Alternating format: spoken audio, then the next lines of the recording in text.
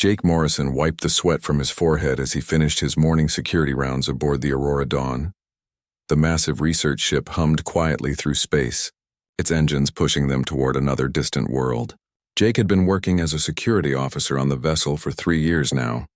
It was good work, mostly checking doors and watching monitors, but sometimes he wondered if he would ever do anything truly important. That morning changed everything.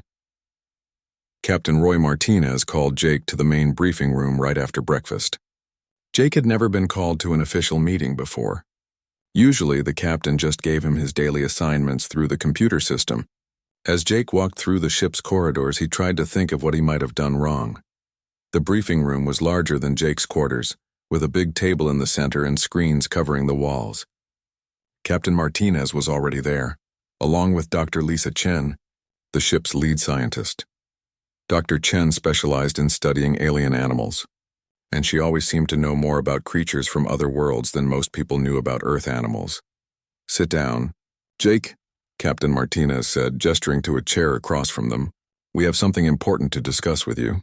Jake sat down and waited. He had learned that it was better to listen first before asking questions. Dr. Chen activated the wall screens, and suddenly Jake was looking at images of the most beautiful creatures he had ever seen. They looked like a cross between wolves and cats with silver fur that seemed to shimmer in the light. Their eyes were large and intelligent, and even through the pictures, Jake could see that these were special animals. "These are Zephyrians," Dr. Chen explained. "They're one of the most intelligent animal species we've discovered in the galaxy. Unfortunately, they're also one of the most endangered. There are fewer than 1,000 of them left alive." The next image showed tiny versions of the creatures, barely bigger than kittens. They were playing together in what looked like a cave, tumbling over each other and making what Jake imagined were happy sounds. "These are Zephyrian cubs," Dr. Chen continued. "They're incredibly vulnerable during their first 6 months of life. In the wild, most of them don't survive because of predators." Captain Martinez leaned forward. "That's where you come in, Jake. We've been hired by the Galactic Wildlife Preservation Council to set up a protection program for these cubs on a planet called Kepler 442c. Jake looked at the images again, then back at the captain. "I don't understand, sir." "What does this have to do with me?" Dr. Chen smiled and pulled up new images on the screens. These pictures were much less pleasant. Jake saw enormous bear-like creatures with claws as long as his forearm. He saw wolf packs with teeth that gleamed like knives. He saw flying creatures with wingspans wider than the Aurora Dawn's shuttle bay. "Kepler 442c is home to some of the most dangerous predators we've ever cataloged," Dr. Chen said. "The automated defense systems we've tried keep failing. The local predators are too smart and too determined. They find ways around every electronic barrier we put up. We need someone on the ground," Captain Martinez added. "Someone who can think and adapt and make decisions in real time. Someone who can protect those cubs no matter what comes at them." Jake stared at the images of the massive predators. "Captain, I'm just a security guard. I check doors and watch cameras. I'm not qualified to fight monsters." "Actually, you're more qualified than you think," Dr. Chen said. "Jake, do you have any pets back on Earth?" The question surprised him. "I had a dog when I was a kid. Rex. He was a German Shepherd mix." "Did you ever protect Rex from other dogs? Or from anything that might hurt him?" Jake thought back to his childhood. "Well, yes. There was this big dog in our neighborhood that used to pick on Rex. I chased it away a few times. And once, when Rex got his paw caught in a fence, I stayed with him for hours until help came." Dr. Chen nodded to Captain Martinez. "That's exactly what we're talking about. Humans have something that other intelligent species in the galaxy don't seem to have. You have an instinct to protect young creatures, even if they're not your own species. The Galactic Council has been studying human behavior for years," Captain Martinez explained. "They've noticed that humans will risk their own lives to save animals they've never seen before. Other species find this behavior confusing, but the Council thinks it might be exactly what the Zephyrian cubs need." Jake looked at the images of the cubs again. They were so small and helpless. "What exactly would I have to do?" Dr. Chen activated a new set of images showing a planet covered in forests and mountains. "You would establish a base camp near the cubs' nursery den. Your job would be to keep predators away from the cubs using whatever methods work best. We'll give you non-lethal weapons and communication equipment." "How many cubs are we talking about?" Jake asked. "Right now there are 12 cubs in the nursery den we want you to protect. They're all between 2 and 4 months old. They need 2 more months of protection before they're big enough to defend themselves. Jake studied the predator images again. Some of those creatures looked like they could eat him without much effort. What if I can't handle it? What if something goes wrong? Captain Martinez leaned back in his chair. Jake, I've been watching you work for 3 years. You're careful, you're smart, and you don't panic under pressure. More importantly, you care about things. I've seen you go out of your way to help people even when nobody asked you to. The council specifically requested a human for this assignment, Dr. Chen added. They think humans have the best chance of success because of your protective instincts and your ability to form emotional bonds with other species. Jake was quiet for a long moment, looking at the pictures of the cubs and then at the predators. The cubs looked so innocent and vulnerable. The predators looked hungry and dangerous. But something inside him was already making the decision. When do we leave? He asked. Dr. Chen smiled. We'll reach Kepler 442c in 3 days. That gives us time to prepare your equipment and brief you on the local wildlife behavior patterns. As Jake left the briefing room, his mind was racing with questions and concerns. He had never done anything like this before. He had never been responsible for protecting lives, especially not the lives of alien creatures on a dangerous planet. But as he walked back to his quarters, he kept thinking about the images of those small silver cubs playing together in their cave. Something about them reminded him of Rex, his childhood dog. Rex had depended on Jake to keep him safe, and Jake had never let him down. Maybe, just maybe, he could do the same for the Zephyrian cubs. Maybe being human was exactly what they needed. 3 days later, Jake stood on the surface of Kepler 442c, breathing air that smelled like pine trees and rain. The planet had 2 suns, and their light made everything look slightly golden. He had never been on an alien world before, and he was surprised by how much it reminded him of Earth's forests. Dr. Chen had dropped him off that morning with a shuttle full of supplies. She would return to orbit and monitor his progress from the Aurora dawn. Jake was now alone on a planet full of dangerous creatures, responsible for protecting 12 tiny alien babies he had never met. His base camp was a simple setup. Jake had a small shelter that could expand into a larger living space when needed.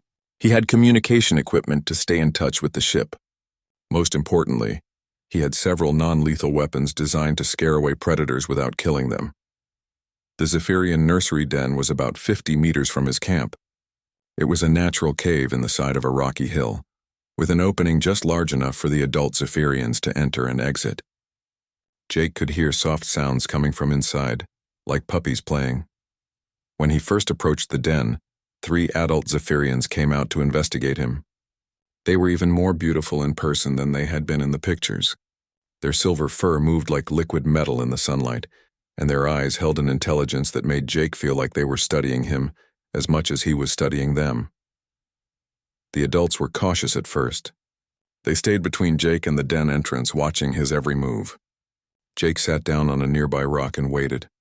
He had learned from working with nervous people on the Aurora dawn that sometimes the best approach was to be patient and let others come to him.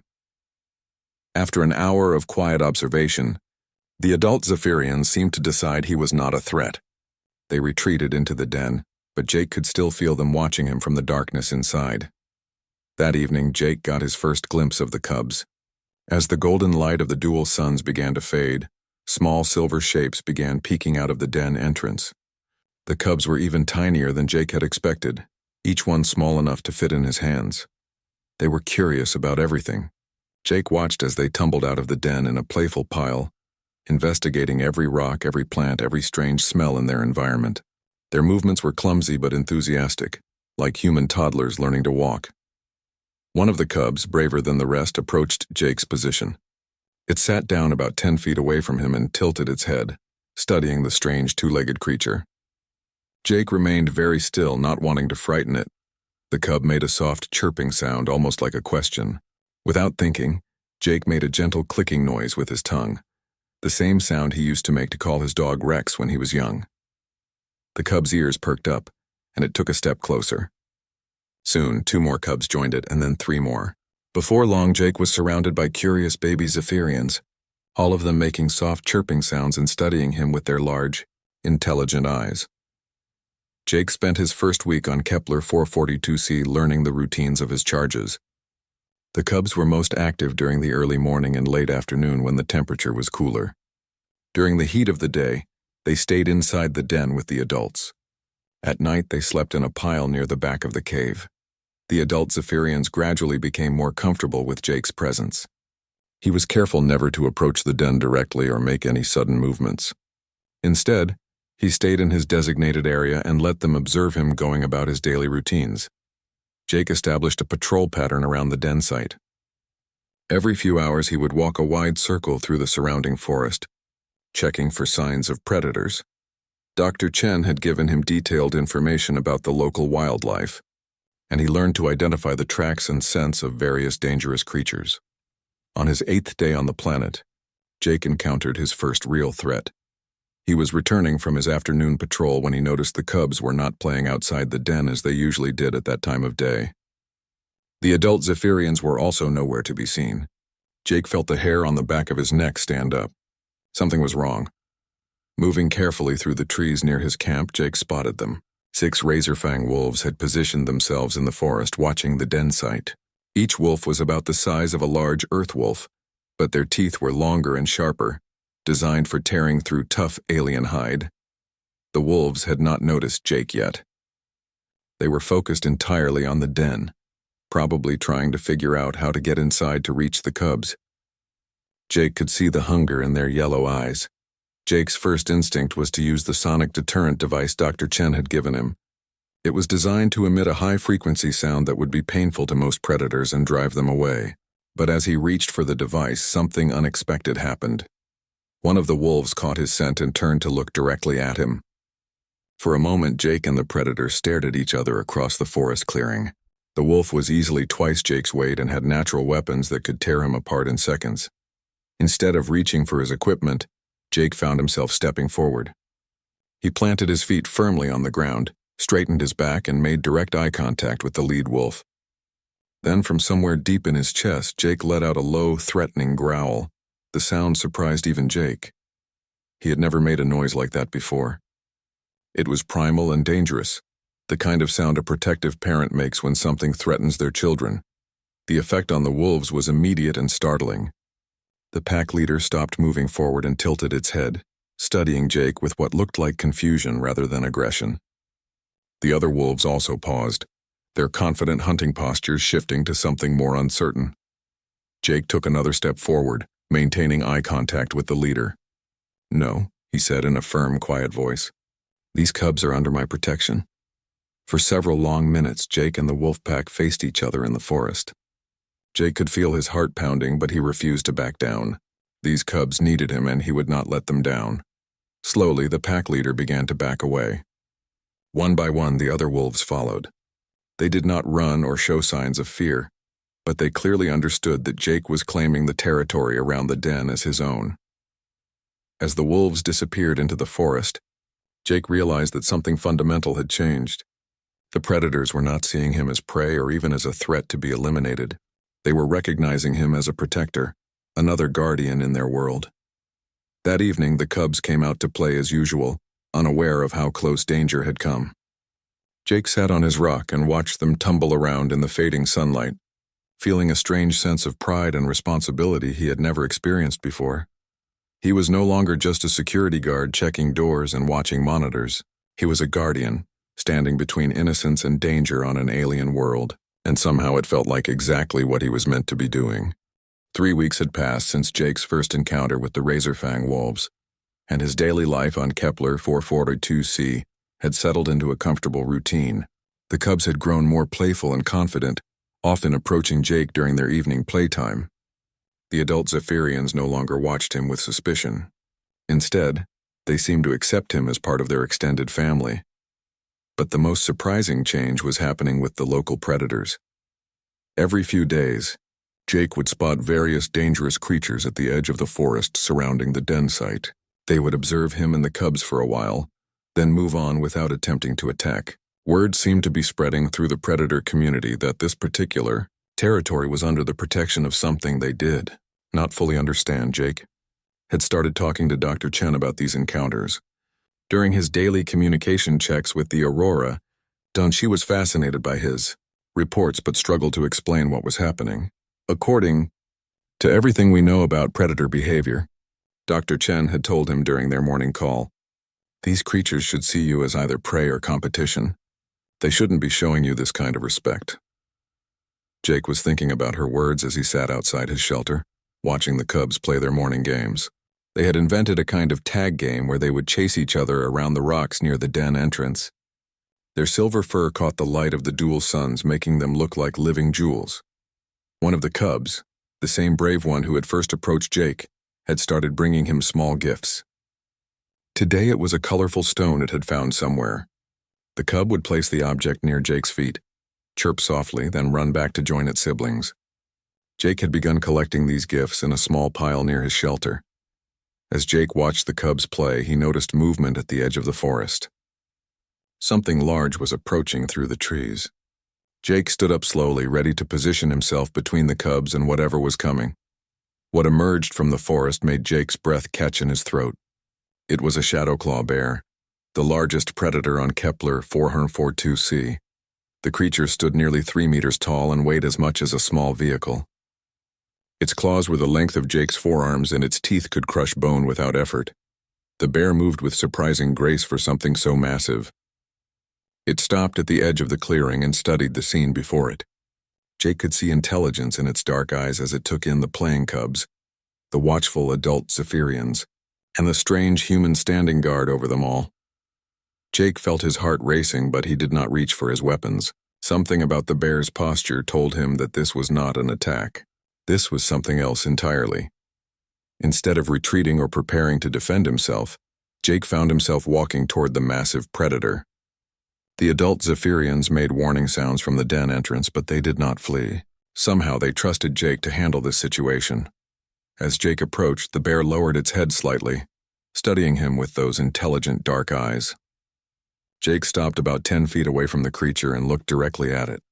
"Hello there, big guy," Jake said in the same calm voice he used when talking to the cubs. "You're a magnificent creature, aren't you?" The bear tilted its massive head, listening to Jake's voice. Jake could see no aggression in its posture, only curiosity and something that looked almost like respect. "I know you could probably tear me apart without much effort," Jake continued, keeping his voice steady and calm. "But these little ones are under my protection. I think you understand that, don't you?" For several long minutes, Jake and the bear stood facing each other in the morning sunlight. Behind Jake, the cubs had stopped playing and were watching the encounter with wide eyes. The adult Zephyrians remained alert but calm, as if they trusted Jake to resolve the situation peacefully. Slowly, the bear gave what could only be described as a nod. It was a subtle movement, barely noticeable, but Jake was certain he had seen it. The massive predator was acknowledging Jake's role as protector of the cubs. Then, even more surprisingly, the bear turned and walked away. But before disappearing into the forest, it looked back once at Jake, as if confirming their understanding. As the bear vanished among the trees, Jake realized that his hands were shaking slightly.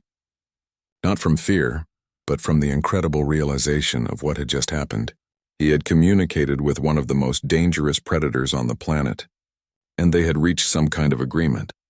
Dr. Chen was amazed when Jake reported the encounter during his afternoon communication check. "Jake, what you're describing should be impossible," she said, her voice crackling through the communication device. "Shadowclaw bears are solitary hunters with no social structure. They don't negotiate or make agreements with other species." "I know it sounds crazy," Jake replied, "but I'm telling you what I saw. That bear understood exactly what I was saying, even if we don't speak the same language." Over the following days, more encounters like this began to happen. Different predator species would approach the territory around the den, observe Jake and the cubs, and then move on peacefully. It was as if Jake had become a recognized authority figure in the local ecosystem. The cubs seemed to sense the change in their environment. They were becoming more adventurous, wandering further from the den entrance during their playtime. They would climb on rocks, explore new areas, and even approach Jake more frequently for attention and play. Jake found himself spending more time interacting with the cubs each day. He would sit on the ground and let them climb on him, their tiny claws tickling as they explored his strange two-legged body. He taught them simple games like hide-and-seek among the rocks, and they seemed to enjoy learning new activities. One evening, As Jake was preparing his dinner, all 12 cubs approached his shelter together. This was unusual, as they typically stayed closer to the den during mealtimes. But tonight they arranged themselves in a circle around Jake's campfire and simply watched him eat. Jake shared small pieces of his food with them, careful to only offer items that Dr. Chen had confirmed were safe for Zephyrian digestion. The cubs accepted his offerings with soft chirping sounds that Jake had learned meant happiness or contentment. As the evening progressed and the cubs eventually returned to their den for the night, Jake realized that something profound was happening on Kepler 442c. He was not just protecting the cubs from predators. He was becoming part of their world, learning their language, and somehow teaching them his. The predators of the planet were recognizing him as a legitimate guardian, not because of his weapons or technology, but because of something deeper. They could sense his genuine care for the cubs and his willingness to defend them at any cost. Jake looked up at the alien stars shining in the night sky and wondered what Dr. Chen and the Galactic Wildlife Preservation Council would think when they learned that their human guardian had accidentally become a diplomatic ambassador to an entire planet's ecosystem. Whatever was happening here, Jake knew it was bigger than just protecting 12 small cubs. He was participating in something that would change how different species interacted with each other, and it all started with a simple human instinct to protect the innocent and helpless. Jake had been on Kepler 442c for 2 months when Dr. Chen warned him about the approaching storm season.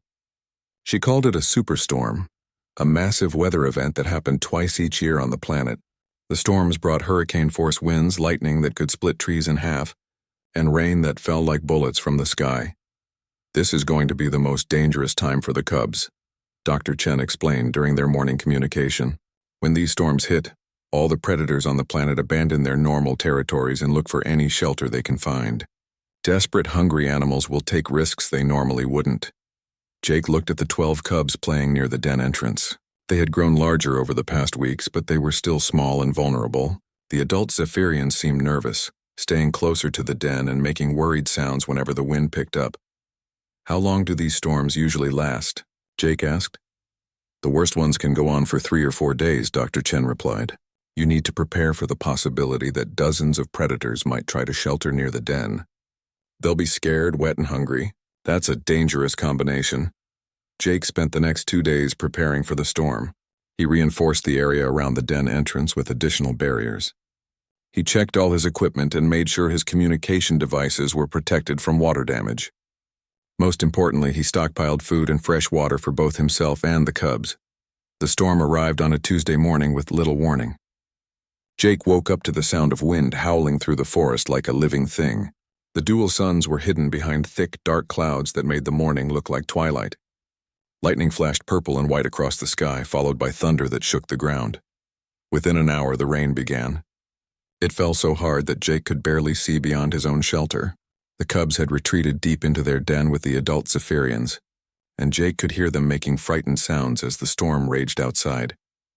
That's when Jake heard the first sounds of approaching animals. Through the rain and wind, he could make out the sounds of large creatures moving through the forest. Not just 1 or 2 animals, but many of them, all heading toward the only solid shelter in the area, the rocky hill where the den was located. Jake positioned himself at the den entrance, rain pouring down his face and wind trying to knock him off his feet. He had his non-lethal weapons ready, but he wondered how effective they would be against desperate predators seeking shelter from the storm.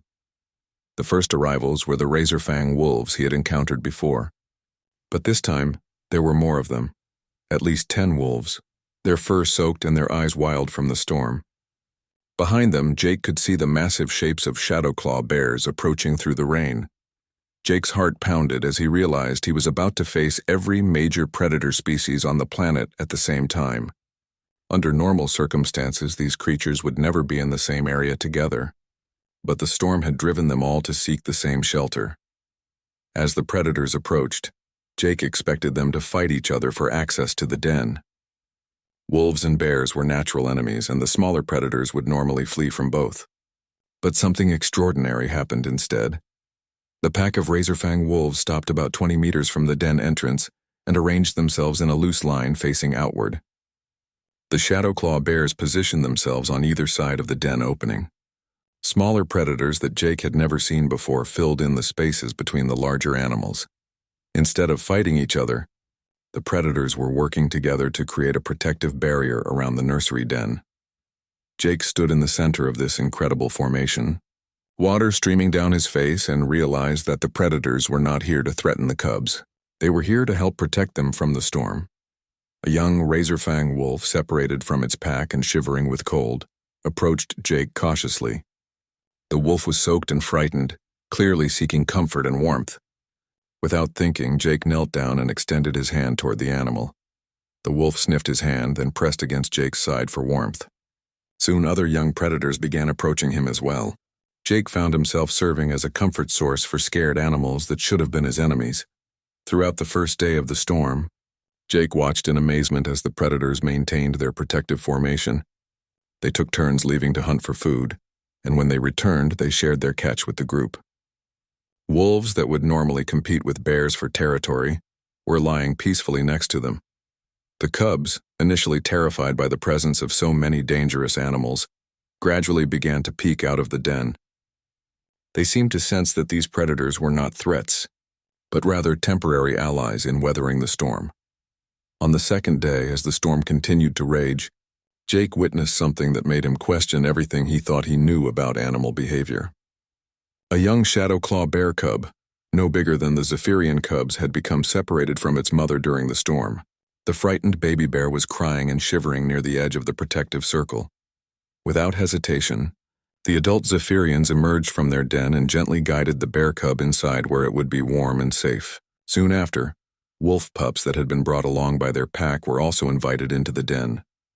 Jake realized he was witnessing something that scientists would probably never believe. Natural enemies were not just coexisting peacefully, they were actively caring for each other's young. As the storm raged on, Jake found himself mediating disputes between different species. When two different predator groups wanted to use the same sheltered spot, Jake would calmly suggest alternative arrangements. Amazingly, the animals seemed to listen to him and follow his suggestions. By the third day of the storm, Jake was no longer thinking of these creatures as predators and prey. They had become a temporary community, working together to survive one of nature's most challenging tests. The cubs were playing with wolf pups and bear cubs as if they were all the same species. Dr. Chen's voice crackled through the communication device on the third evening. "Jake, are you there? We're tracking some incredible readings from your area. It looks like there are dozens of large life forms clustered around the den site." Jake looked around at the mixed group of animals sharing the shelter. "Yes, Dr. Chen, I'm here. And you're not going to believe what I'm about to tell you." As he described the scene to Dr. Chen, Jake could hear the amazement in her voice. What was happening at the den site was unprecedented in the study of alien wildlife behavior. Natural enemies were cooperating, predators were protecting prey species, and a human was serving as the coordinator for it all. When the storm finally began to weaken on the fourth day, Jake expected the predators to immediately return to their normal territorial behaviors. Instead, they seemed reluctant to leave the peaceful community they had created around the den. The temporary alliance that had formed during the storm was beginning to look like something more permanent, with Jake at its center as an unlikely ambassador between species that had never cooperated before. When the storm finally ended, Jake expected the predators to scatter back to their own territories. Instead, something remarkable happened. The animals seemed reluctant to leave the peaceful community they had created around the den. For the first time in the planet's history, natural enemies were choosing to stay together. The razor-fang wolves established a permanent camp about 100 meters from the den. The shadowclaw bears claimed a grove of trees nearby where they could rest during the day. Smaller predators found their own spaces within what had become a protected zone around the nursery site. Jake found himself managing the most unusual neighborhood in the galaxy.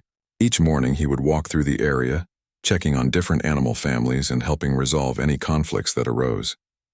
The predators seemed to accept his authority without question, treating him like a respected elder in their community. Dr. Chen was fascinated by the reports Jake sent to the Aurora Dawn. "Jake, what you're describing changes everything we thought we knew about predator behavior. These animals are forming a completely new type of ecosystem." The cubs were thriving in their new environment. They had grown significantly over the past weeks and were now confident enough to explore well beyond the den entrance. But more importantly, they were learning from all the different species around them. Jake watched one morning as a group of cubs played with young wolf pups, learning hunting techniques that were different from their own species' methods. Other cubs were observing bear cubs and picking up new ways to climb rocks and find food. The young Zephyrians were becoming more well-rounded and adaptable than any of their species had ever been. The adult Zephyrians were also benefiting from the arrangement. The presence of so many predators meant that other dangerous creatures stayed away from the area entirely. The nursery den had become the safest place on the planet for raising young. But the most surprising development was how the predators were changing their own behavior. Wolves that had always hunted in small packs began cooperating with bears to take down larger prey. This allowed both species to eat better while expending less energy. Smaller predators were learning new survival techniques from observing the larger animals. Jake realized he was witnessing the birth of a completely new type of ecosystem, one based on cooperation rather than competition, and somehow his simple desire to protect the cubs had been the catalyst for this transformation. News of Jake's success began spreading throughout the galaxy. Dr. Chen shared her reports with the Galactic Wildlife Preservation Council, and soon scientists from dozens of worlds were requesting permission to study the Kepler 442c phenomenon. Captain Martinez contacted Jake personally to congratulate him. "Jake, the Council is calling what you've accomplished the greatest breakthrough in interspecies cooperation in galactic history. They want to study your methods and apply them to conservation efforts on other worlds." But for Jake, the greatest reward was simply watching the cubs grow and flourish. They were now almost large enough to survive on their own, but they showed no desire to leave the community that had formed around them. Instead, they seemed to be preparing to become leaders in this new type of society. One evening, as Jake sat by his campfire watching the cubs play with their mixed group of friends, he noticed something that made him smile. The brave cub that had first approached him months ago was now teaching a young wolf pup how to find the colorful stones that the cubs liked to collect. The wolf pup was patiently learning the game, its tail wagging with excitement. A few days later, adult Zephyrians from other parts of the planet began arriving at the den site. Word had spread through their species about the safe haven that existed around Jake's community. Parents carrying young cubs made the dangerous journey to seek protection for their offspring. Jake found himself expanding his role once again. He helped the new arrivals find suitable places to establish their own dens within the protected territory. He mediated between different Zephyrian families when disagreements arose. Most importantly, he made sure the predators understood that the new cubs were also under his protection. The predator community accepted the new arrivals without conflict. In fact, they seemed to understand that more young animals meant a stronger and more diverse community for everyone. The wolves increased their patrols to protect the expanded territory. The bears helped clear new den sites for the arriving families. As months passed, the area around the original nursery den became a thriving settlement unlike anything seen before in the galaxy. Different species lived and worked together, sharing resources and knowledge in ways that benefited everyone. Jake started keeping detailed records of what he observed each day. He documented how different species communicated with each other, how they resolved conflicts, and how they shared responsibilities for protecting the young. His notes would eventually become the foundation for a new field of study in interspecies cooperation. The original 12 cubs that Jake had been sent to protect were now fully grown and healthy. They had become ambassadors themselves, teaching newly arrived cubs how to interact with the other species in the community. They seemed to carry within them the lessons they had learned from watching Jake bridge the gap between different worlds. Dr. Chen visited the settlement in person when the cubs reached 6 months of age. She stood with Jake at the edge of the community, watching dozens of different species going about their daily lives in harmony.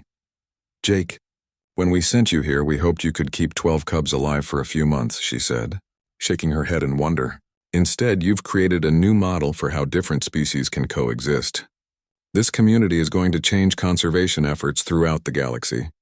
Jake watched a group of young animals playing together, Zephyrian cubs, wolf pups, bear cubs, and several species he still couldn't identify. They were chasing each other around the rocks where he had first sat to observe the original cubs, their different sounds of happiness mixing together in the air. I just did what felt right, Jake replied. I protected the cubs and everything else happened naturally, but Jake knew it was more than that. He had brought something uniquely human to this alien world.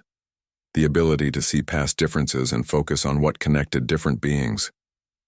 His instinct to protect the innocent had created ripples that transformed an entire planet's ecosystem. Years later, when scientists studied the Kepler 442c community, they would call it the greatest conservation success in galactic history.